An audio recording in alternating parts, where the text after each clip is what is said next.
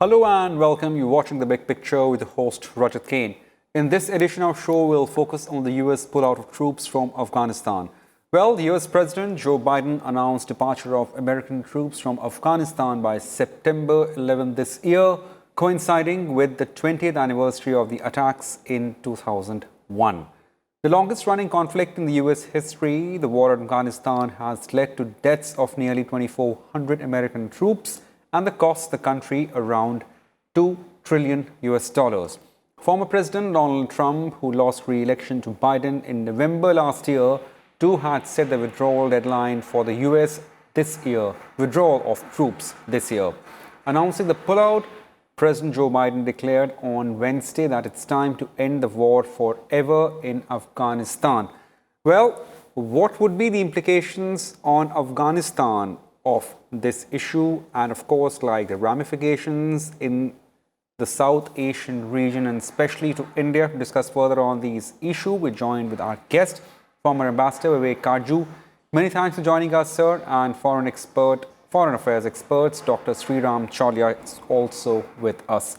Let me start with you, Ambassador Karju.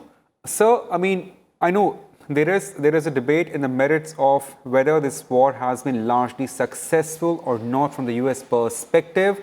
But let's start at the outset. How crucial or critical do you weigh this decision by US when it comes to the larger picture of South Asia? Whichever way I analyze the American position in Afghanistan, I come to the conclusion that America has suffered a strategic defeat. Okay. Joe Biden, in a speech yesterday, defined the two objectives of America going into Afghanistan as to root out Al Qaeda, right, and to prevent future terrorist attacks from being planned in Afghanistan. Certainly, these objectives, one can argue, as Joe Biden himself hinted, were achieved by 2011 with the killing of Osama bin Laden in Pakistan. Therefore, it would be wrong to surmise that America's presence in Afghanistan was limited only to these two objectives. I think while these were the major objectives, the Americans really didn't ever define their objectives as strictly as they should have. They added on other things like nation building. Right. And nation building is a terribly complex exercise, and they failed in that. Second, they also failed because they refused to tackle Pakistan. And it is Pakistani sustenance of the Taliban that kept the Taliban going to such an extent that a force which was a rump force at one stage, which was driven out of Afghanistan by the Americans permitted that force to come back to Afghanistan and face, and that force assumed such an effectiveness that the Americans at the end were forced to negotiate with them and negotiate a withdrawal. That is why I argue that this is a strategic defeat, whichever way you cut it. Right. Now, what has happened is that in the past, presidents knew this, that the Americans were in a no sort of end situation. As Biden rightly said, there was a forever war. But no one had the guts to say that enough, I'm pulling out. Great powers suffer strategic defeats and then pick themselves up and move on. But the predecessors hesitated. Biden has said he will do it, and he's been very categorical about it. I have some suspicions, but having heard Biden's speech, I feel that he genuinely wants to pull out, and then the NATO forces will pull out. The only thing he has insisted is that US assistance to the Afghan security forces will continue. But the question is, how effective will these forces be without any US troop presence? Right, right, right. Absolutely. That's really important. Many thanks, Ambassador Karju, for your opening remarks as to the merits of US war and how, if we strategize the entire thing in the whole gamut, what has been the end result. Dr. Sriram Chaulia, your views. Let's start with, the pullout means for the local government of Afghanistan. What does it mean for President Ashraf Ghani? I'm sorry. Yeah. Well, Rajat, Ashraf Ghani is in a weak position, and his legitimacy is in question. He got re-elected with a very low turnout, or less than 20%, and he continues to play various ethnic factions against each other to try and hang on. There are a lot of divisions in the Afghan elites of the state, and those have really weakened the overall ability of the state to hold ground against the marauding Taliban. And I think from and he's been resisting also giving up power, saying that we must have elections and all those things, and that we can't just share power with Taliban. So the talks in Qatar have also come to a grinding halt, or more or less, and we don't know what this intra-Afghan process will happen. What will happen to it now that the U.S. deadline is very much known? Its writing is on the wall. We just have about 4 months now. So 4 to 5 months. Right. I don't think ground positions can change much, and it's very unlikely that the government can somehow recover much. In fact, most of the casualty, if you see, you talked about the US casualties, Rajat, 2,400, but Yeah, the yeah. estimate casualty is more than 160, 170,000. Absolutely. Yes. And most of them are actually soldiers, Afghan National Army soldiers and Yes. Taliban. So, civilians, of course, have on a brunt. So I guess the Afghan state, is not really in a position to be a proper interlocutor with the Taliban, at least not in terms of ground control. They have some special forces, I would say 20, 30,000, who can hold on to some of the major cities maybe for some time. But the US own intelligence estimate says that, once there is total US withdrawal, it may take no more than 2 years for the state to completely collapse and to cave into the Taliban takeover. So there is that danger, and Taliban will try to extract more concessions in terms of their ideological demands on what kind of post-US state, what kind of society, all their hardline jihadist demands. They will try to press harder, and they also want more share of power and of resources and of control. So it is looking like, it's looking a bit like South Vietnam, 1975. The Americans leave, South Vietnam collapses, and essentially is assimilated by the North Vietnamese. So it looks like the Afghan state, the elites have to stop their bickering, frankly, and if not now, then when? The Uzbek, Tajik, and the Pashtun, the three major communities, Yes. if they at loggerheads with each other like this at the elite level, what confidence they can give to the Afghan army or to the civilians. So it's like a low point really for the whole state building process. The Americans, 2001, 20 years, one of the things Ambassador Karju mentioned was it's a defeat for the Americans militarily, but frankly, that is not going to change much of the positions on the ground. And so I think it's very important that we in the region, take more stakeholdership now, because frankly, the US has declared, they are saying we have got other threats now. China is a bigger threat.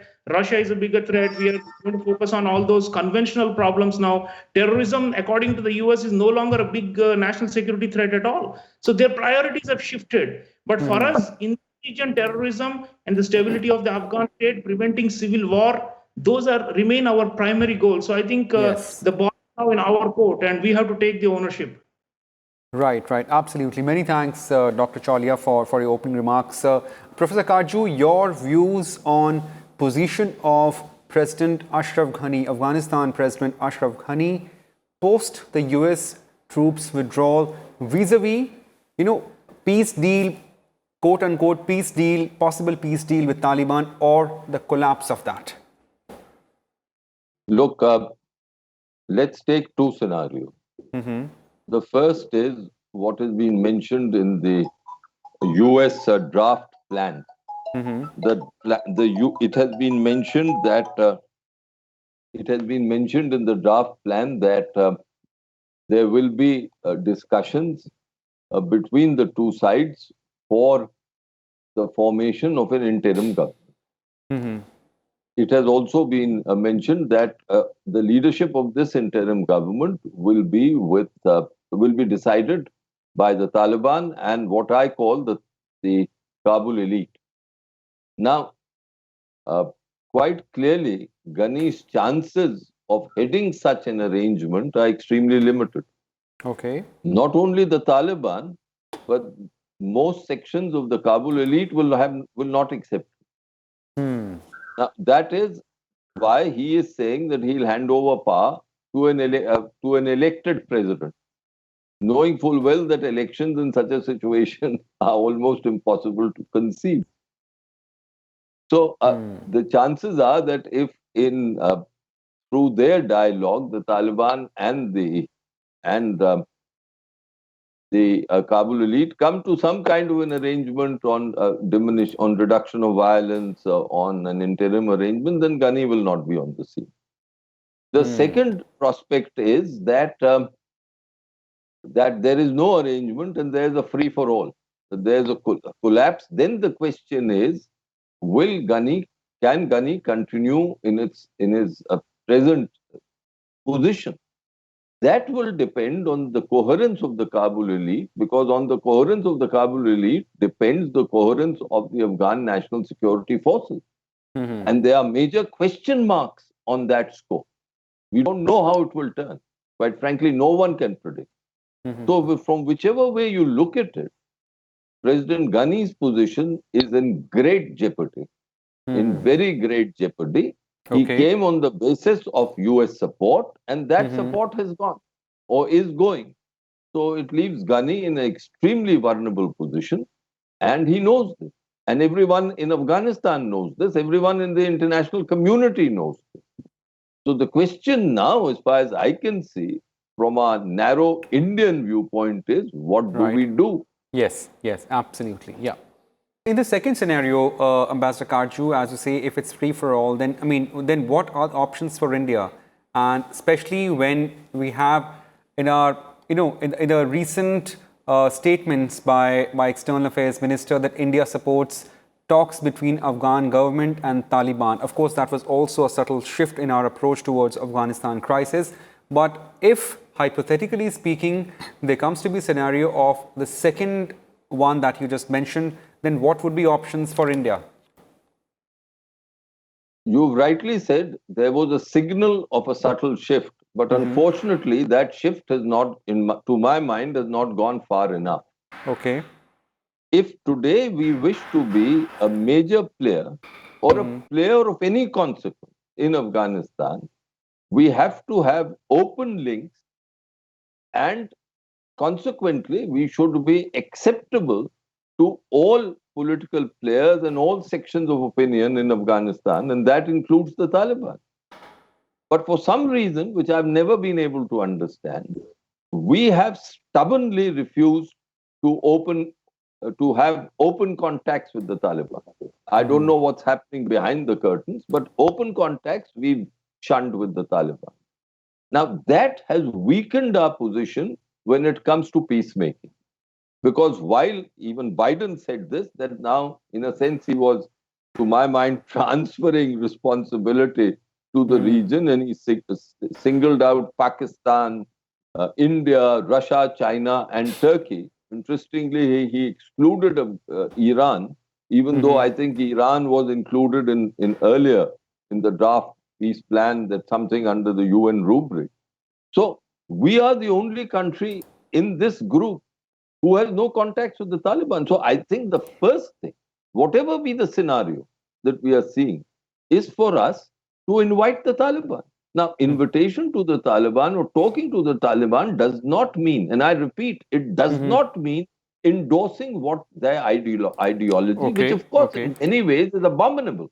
But it just is the way the game is played. And if we want to be a player, we have to play the game that way.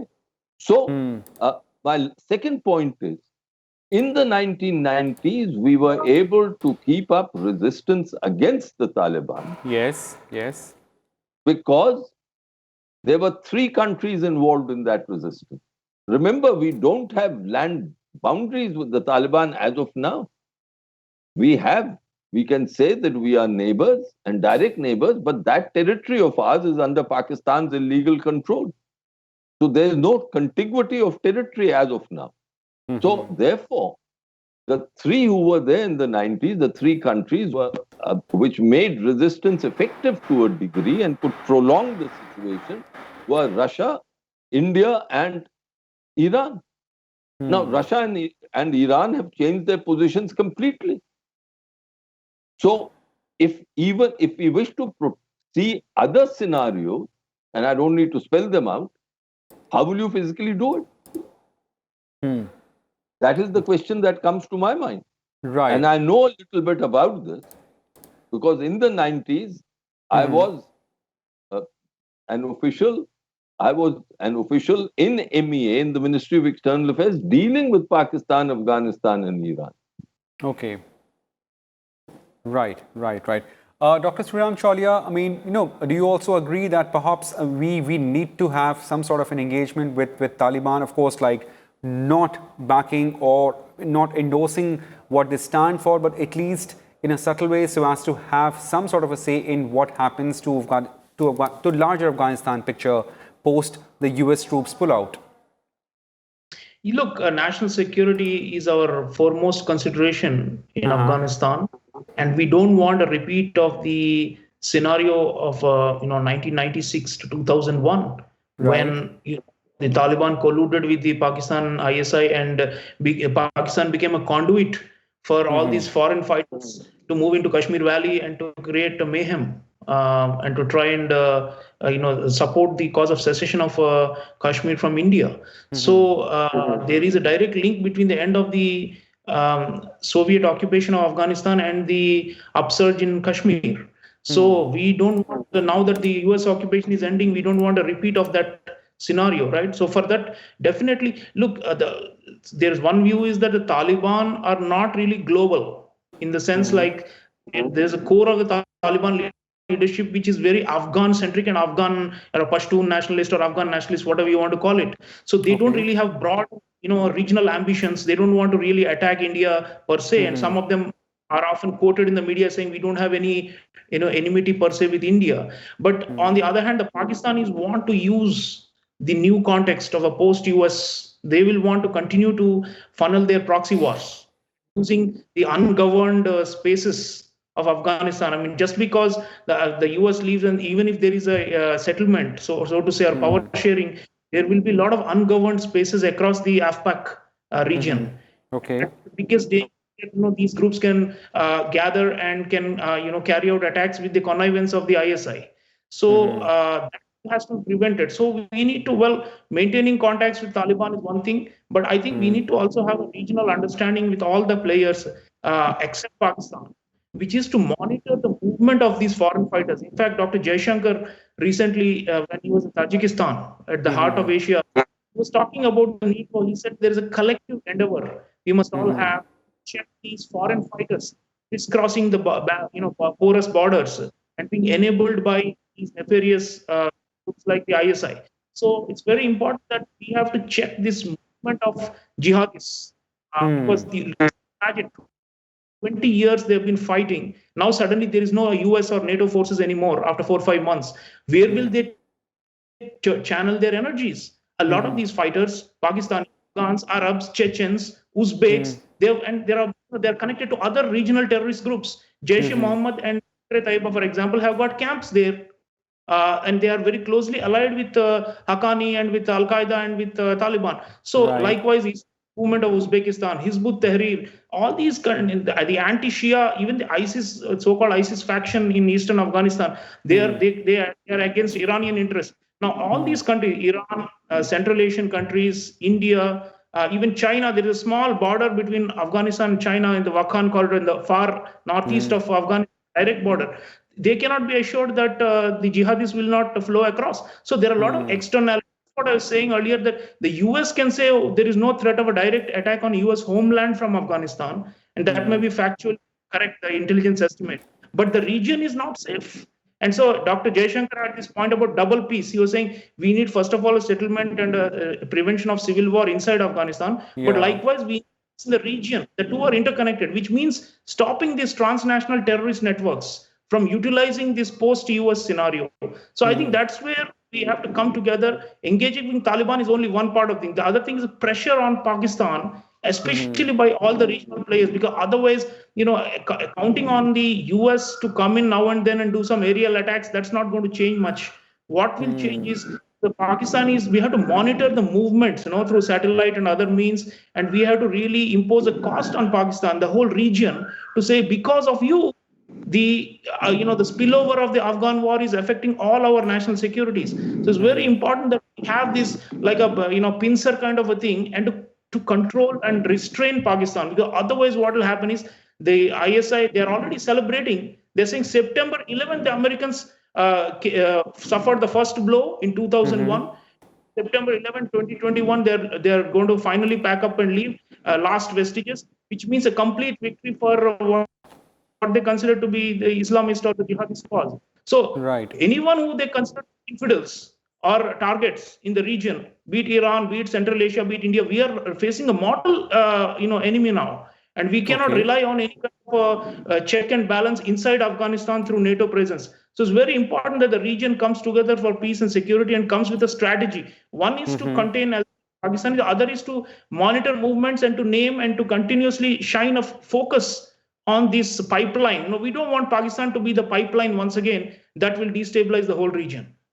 Right. Stability of the region is paramount, as Dr. Cholia says. Ambassador Karju, once again, I'm quite curious about the larger picture in Afghanistan's internal dynamics. We have seen in the recent past that Taliban has grown in several rural territories. It has signed some deal with US. And of course, like China has long ago reached out to Taliban. Russia has also hosted talks between the two sides. There are some European nations who have also shown interest in sponsoring talks between the elected government of Afghanistan and, of course, like the Taliban or those people who command Taliban. Again, to strike a peace and balance in the South Asian region, is it really important, or rather, can we afford to overlook Taliban here? And I mean, if at all, how much does Taliban practically controls Afghanistan's local territories? I'll come to your questions, but permit me a couple of seconds Please, sir. to Please, sir. Go respond ahead. to what Dr. Cholia has so eloquently said. Right, sir. Of course, it would be ideal for the region to come together. But is it realistic? I'm aware of what the External Affairs Minister has exhorted the region. But these exhortations have always been made. When have they succeeded? So if there is a fear and apprehension, and quite clearly any defense planner will have to be very, very vigilant at this time of the possibility of movement of people into Kashmir, and the Pakistanis are betting that. We'll have to be conscious, but we shouldn't get paranoid about it. That's one. Two, that is it realistic to think that China and Russia in the present situation will put pressure on Pakistan? I'm only asking if it's realistic. Yes, it is Right. ideal that it happens. But the Chinese and the Pakistanis are not worried about the Taliban. They believe that the Taliban is a group with which they have strong connections, and they've been able to establish and nourish these connections. Now, as far as the internal situation of the Taliban, the situation is concerned, I do believe that the Taliban have the wind behind them. Okay. But it's very difficult to make a precise estimate of what is the situation on the ground. I think there isn't sufficient evidence with anyone to make that estimate. Yes, the Taliban, what one can say today with certainty is that yesterday's announcement by Joe Biden shows whether one likes it or not, and I don't like it personally. But the Taliban insurgency has succeeded. It has succeeded in its aim. and the Pakistanis have also succeeded in their objective. We should not be, we should not hide behind the reality. We must accept reality, because unless you accept reality, you can't fashion appropriate responses. So therefore, my plea, and this has been, I've been pleading this for years, because the situation which is emerging now was clear for years, that let us not get paranoid about the Taliban. We should have contacts and build on the Taliban. What the Taliban have always conveyed to us, that look, to use Dr. Cholia's word, that we don't have any inherent enmity towards you. That is what the Taliban have signaled, and that is something that we can build upon. Okay. So Right. that is, I think, the strategy that I would suggest, that one has to be coldly realistic at this Right. time. Nothing Right. else will do. Nothing else will be in our interest. Right. Ambassador Karju, I'm slightly short of time. Yes, Dr. Cholia, just 1 minute to squeeze in, sir. Please go on. Please go on, sir. Just 1 minute, sir. So- Yeah. Yeah, I think, we have to make a distinction between the Pakistani intelligence apparatus, the state within a state, and all the other actors. Because if we continue to treat Taliban as intrinsically or umbilically linked to them, then we will get nowhere. Our strategy should be to try and make now the Taliban is like a quasi-state and is going to enter the state apparatus legally through some form of power sharing.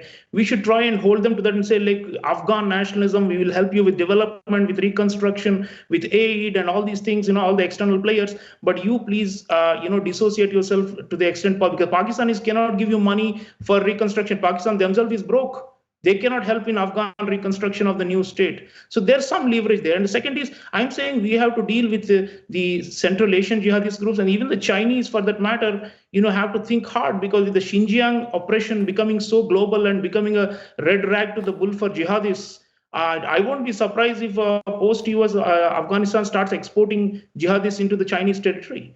So I think it's in the best interest of everyone. It's not just exhorting. It is like a crunch time, and we have to do something different. And something different is not just talking to Taliban. We have to make sure that there's a regional cohesion and consensus. And if India can build that, nothing like it. Right. Dr. I Sriram would Cholia, wish I'm afraid everyone I have... good luck in this endeavor. All right, gentlemen, we are slightly short on time. We definitely would have continued this debate, but in the nutshell, thing is, the internal dynamics of Afghanistan, I beg your pardon, it's really important to us to analyze post the withdrawal of US troops and how it impacts South Asia and in particular India, and what India needs to do. Well, that's it in this edition of Big Picture. Thank you, Mr. Vivek Karju, for joining us, and thank you, Dr. Sriram Cholia, and thanks our viewers for watching this edition of Big Picture. Thank you.